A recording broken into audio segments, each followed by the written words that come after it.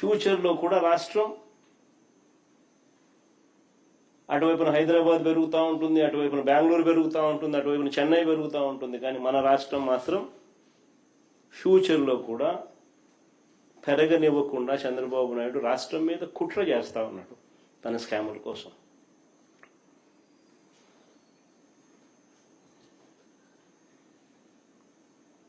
నేను అడుగుతా ఉన్నా, ఒకవైపున ఇన్ని లక్షల కోట్ల రూపాయలు పెట్టడం అసాధ్యమని చెప్పి ఒకవైపున కనిపిస్తూ ఉంటే, మరోవైపు రాష్ట్ర ప్రభుత్వం బాధ్యతగా చేయాల్సిన పనులు,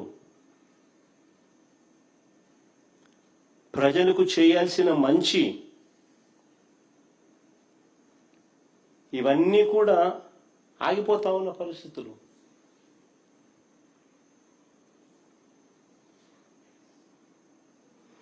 రెండేళ్లు పూర్తి కాక మునిపే చంద్రబాబు నాయుడు గారు చేసిన గ్రాసు కమిటెడ్ రూపంలో అప్పులు 3,37,000 కోట్ల రూపాయలు.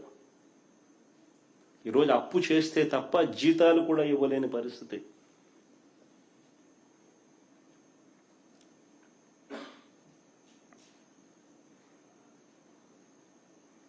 మరి ఇలాంటి పరిస్థితుల్లో 2 లక్షల కోట్లు తెస్తానంటాడు, 2 లక్షల కోట్లతో రాజధాని అంటాడు. ఎప్పుడు డెవలప్ చేస్తాడు? ఈలోగా రైతుల పరిస్థితి ఏమిటి? ఈలోగా అక్కచెల్లెమ్మల పరిస్థితి ఏమిటి? ఈలోగా చదువుతా ఉన్న పిల్లల పరిస్థితి ఏమిటి?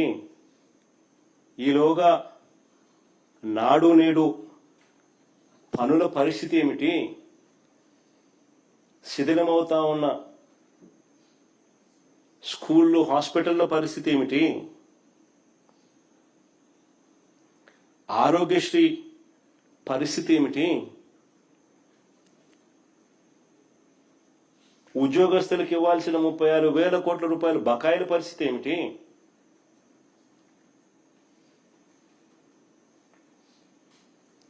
ఇక తప్పనిసరిగా ప్రభుత్వం చేయాల్సిన బాధ్యతలు, వీటి పరిస్థితి ఏమిటి?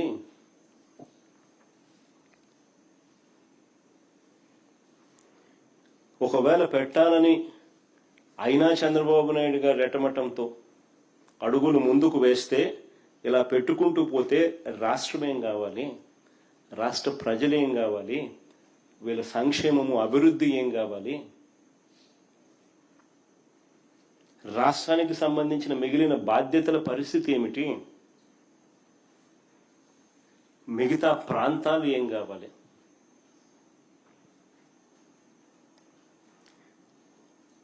ఇన్నాళ్ళు చంద్రబాబు నాయుడు గారు ఏమంటా ఉన్నారు ప్రజలను మభ్యపెడుతూ? అమరావతి సెల్ఫ్ ఫైనాన్స్ ప్రాజెక్ట్ అని ప్రజలను మభ్యపెడుతూ ఇన్ని సంవత్సరాలు అంటా ఉన్న మాటలు.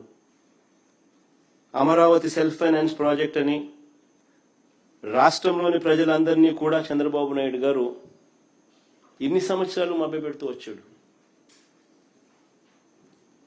నేను అడుగుతా ఉన్నా ఇదే చంద్రబాబు నాయుడు గారు,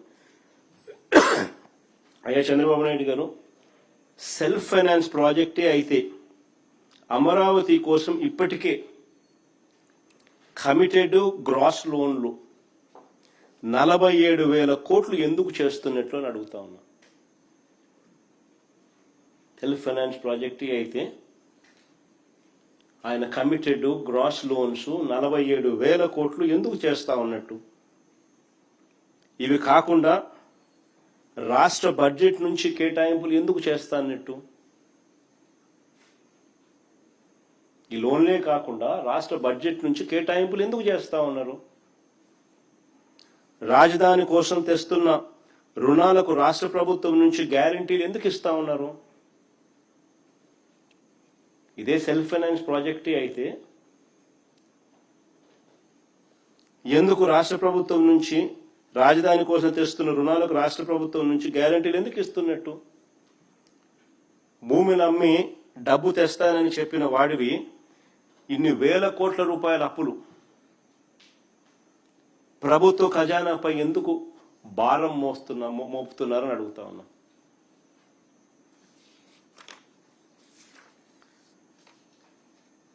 చంద్రబాబు నాయుడు గారిని అడుగుతా ఉన్నా. సెల్ఫ్ ఫైనాన్స్ ప్రాజెక్ట్ అని చెప్తా ఉన్నా. మీరు ఇప్పటి వరకు అమ్మిన భూములు ఎన్ని? నీ విజనరీ ఆలోచనల ద్వారా అమరావతి ప్రాజెక్ట్ నుంచి ఇప్పటి వరకు ఎంత డబ్బులు వచ్చినాయి? వచ్చిన డబ్బులు ఎంత?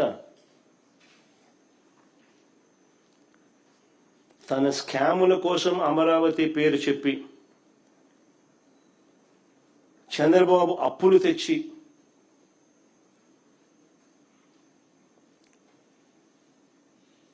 దాని ప్రభావం ఇంతకుముందే నేను చెప్పా, రాష్ట్రంలో ఇప్పటికే దాని ప్రభావం కనిపిస్తూ ఉంది అని చెప్పి.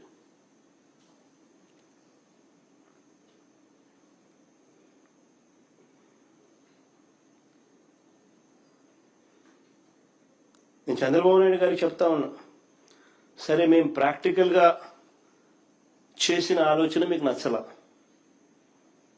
Okay fine. మేము చాలా ప్రాక్టికల్గా ప్రజల బాగోగుల కోసం, రాష్ట్రానికి మంచి కోసం మేము చేసిన ఆలోచనలు మీకు నచ్చలా. పోనీ మేము ప్లాన్ బి ఇచ్చినాము, మేము చేసిన ప్లాన్ ఏ మీకు నచ్చలా, పోనీ ప్లాన్ బి మేము మీకు ఇచ్చాం కదా, ప్లాన్ బి కింద మేము చెప్పిన ప్లాన్ గురించి ఆలోచించారా?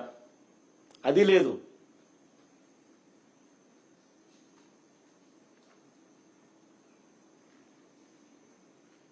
కొద్ది నెలల కిందట నేను చెప్పిన మచిలీపట్నం టు విజయవాడ 70 కిలోమీటర్లు, విజయవాడ టు గుంటూరు మరో 40 కిలోమీటర్లు.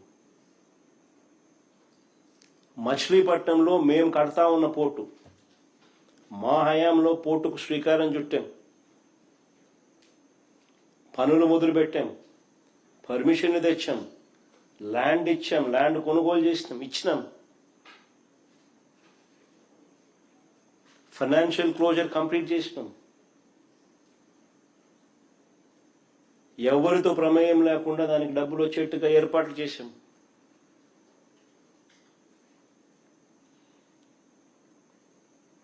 ఈరోజు చెన్నై అనేది పోర్ట్ సిటీ, బాంబే అనేది ఈరోజు పోర్ట్ సిటీ. ప్లాన్ బి కింద మేము చెప్పినాం మచిలీపట్నం టు విజయవాడ 70 కిలోమీటర్లు, విజయవాడ టు గుంటూరు మరో 40 కిలోమీటర్లు, మొత్తం ఈ 110 కిలోమీటర్లు నేషనల్ హైవే రోడ్డు ఉంది. ఈ నేషనల్ హైవేకు కాస్త అటు ఇటుగా ఈ మొత్తం క్యాపిటల్ ఏరియా కింద డిక్లేర్ చేయండి. మచిలీపట్నం నుంచి ఎంఏ తీసుకోండి, విజయవాడ నుంచి విఐ తీసుకోండి, గుంటూరు నుంచి GUN తీసుకోండి, మావి గన్ అని పేరు పెట్టండి. మచిలీపట్నం, విజయవాడ, గుంటూరు, మా వి గన్. సరే గన్ అంటే బాగుండదు నీకు, అది జగన్ అనేది గుర్తుకొస్తుంది లేదనుకుంటే సరే వేరే పేరు పెట్టండి.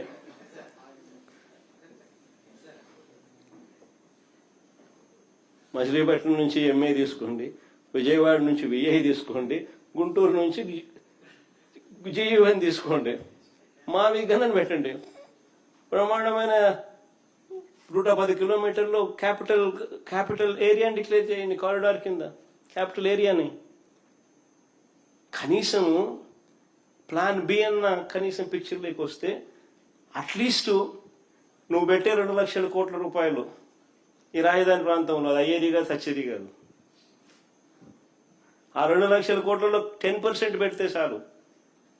ఈ మచిలీపట్నంకు, ఈ విజయవాడకు, ఈ గుంటూరు మధ్య కనెక్టివిటీ కోసం, రింగ్ రోడ్లు, ఇతరాతర పనుల కోసం, ఇతర మౌలిక సదుపాయాలు, చిన్న చిన్న మౌలిక సదుపాయాల కోసం 10% పెడితే చాలు. ఈ మాబిగన్, ఈ క్యాపిటల్ ప్రాంతం ఫ్యూచర్లో ఎకనామిక్ ఇంజిన్ అవుతుంది. విజయవాడ దాని చుట్టుపక్కల దాదాపుగా 20 లక్షల మంది ప్రజలు ఉండరు. గుంటూరులో దాదాపుగా 10 లక్షల మంది ప్రజలు ఉన్నారు.